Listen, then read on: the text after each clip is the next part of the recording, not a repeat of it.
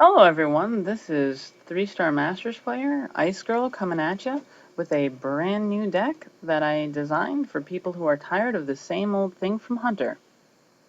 Right now Hunter usually has a very heavy secret style and the Unleash the Hound style, but we've made a deck that doesn't feature that at all.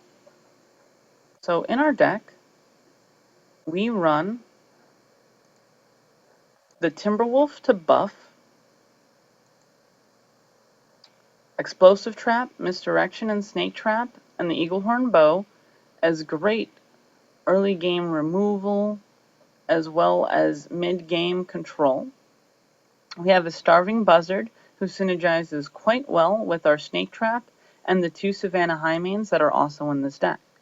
Since we run so many creatures, the Scavenging Hyena is very useful. We have an Animal Companion who is perhaps the best 3-drop in the game. You can't always know what you're going to get, but the 4/2 charge and the 4/4 taunt, I mean, for 3 mana, the only thing you can have similar taunt-wise is a 3/3. So this is great. We have our Houndmasters, which make our early weaker creatures more useful. Also, it's part of the counter to the mirror match. We have some removal in a kill command, a multi-shot, explosive shot. The reason we don't have more removal is the traps do a lot of the removal for us in conjunction with the Eaglehorn Bow. We have a couple of Savannah Highmanes and a King Krush, and this is where the deck gets its name, the Killer Krush, because it is really strong at the late game. That's where we want to be. That's where we're going to win. We're going to get there, and we're going to win there. Now, in terms of the neutral, we throw in a couple of Stone Tusk Boars. This synergizes quite well with the Timberwolf Alpha we have, the Direwolf Alpha, and a Stormwind Champion we're about to have. So it's quite common that this isn't a 1/1, it's a 2/1 or 3/1, and this can tip the scales in many engagements.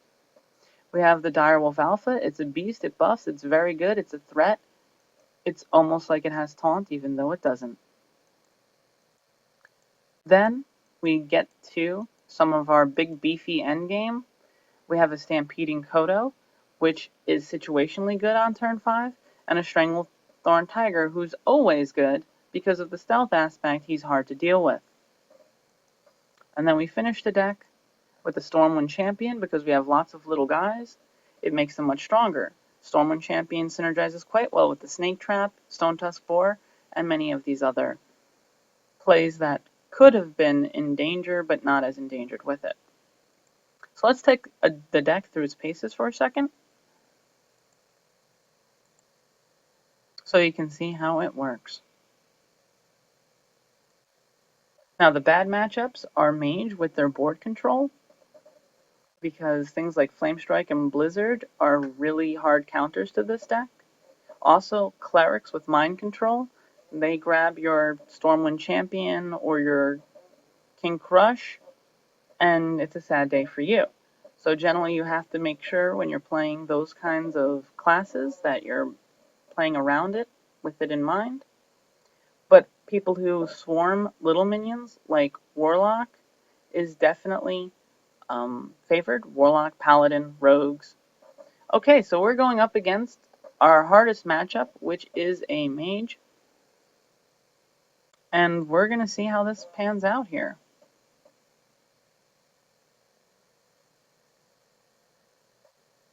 This will actually be a good demonstration of why this is the hardest matchup. It doesn't mean we can't win the matchup. We're not going to run the boar out because the power itself negates the boar. We'd rather not just easily give him a kill. Alright. So now we're going to make a very smart decision here of tossing an explosive trap. So if he runs into it, it takes the damage, and then we can boar to finish that monoworm off. If we're lucky, he might play an additional creature or the mirror image now, and we can get even more value out of this trap.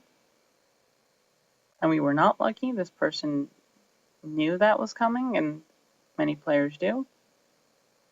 And with an Armani Berserker, it's actually bizarre, because we would have triggered the trap, we would have triggered it for him, and that would have actually been a good thing.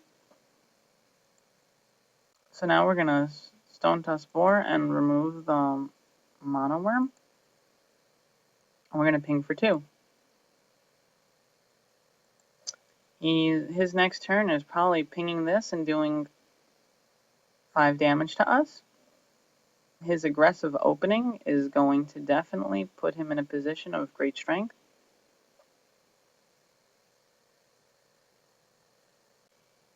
And luckily, we get another explosive trap.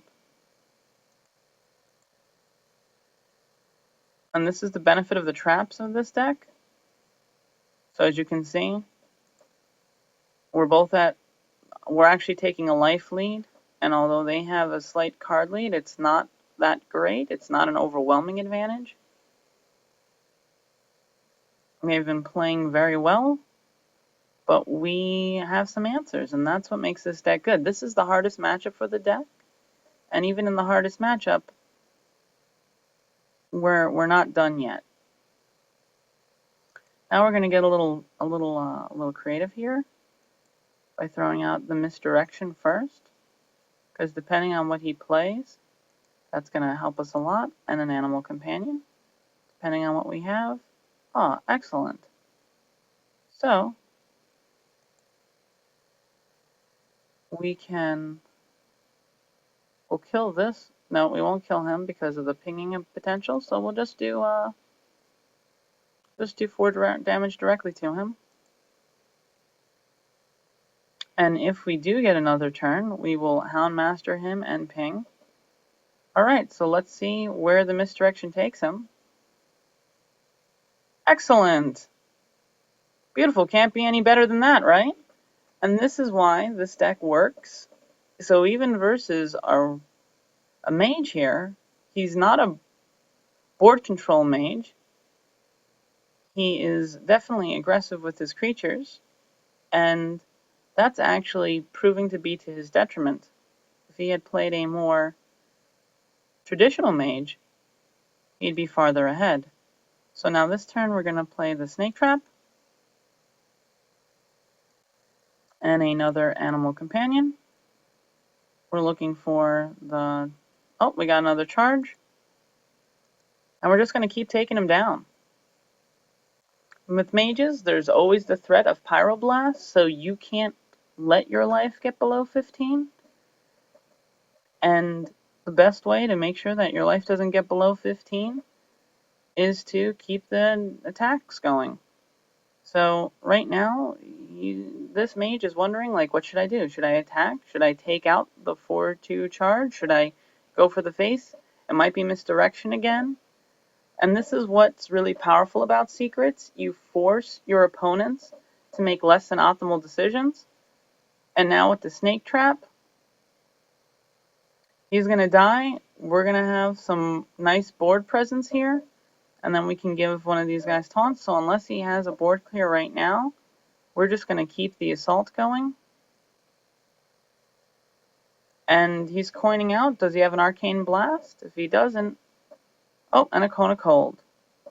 We're going to give him well played for that, because that was exactly what he needed to do. So now we're just going to throw out a Stealth 5/5 and ping him for 2. So there's very few ways that he can easily deal with this because of the stealth, and this is why the Stealth Stranglehorn Tiger is in the deck. So we can get 5 damage off plus 2, so we can do 7 damage next turn most likely.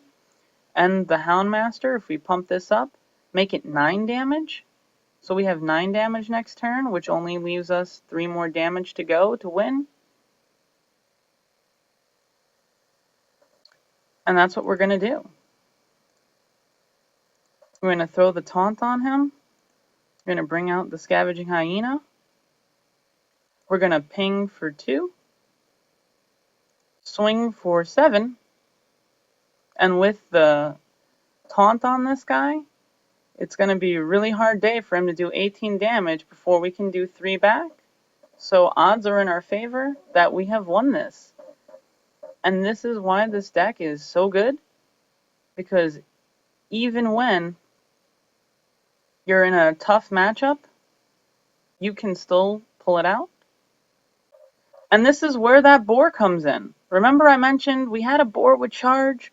Why do you want the boar with charge? Many people don't believe the power of this. So he thought, okay, I'll be alive at 3, and it'll be fine. And then we just hit it right here, and now he's down to 1 life. We bring out the boar, and we take home the victory. So even in the hardest matchup versus a mage, who Kona Cold us, are the thing we're worried about most, and we still win with 15 health to spare. So you play with this deck, you make the strong decisions, and the victory will be yours. May the top decks forever be in your favor. Ice Girl, signing out.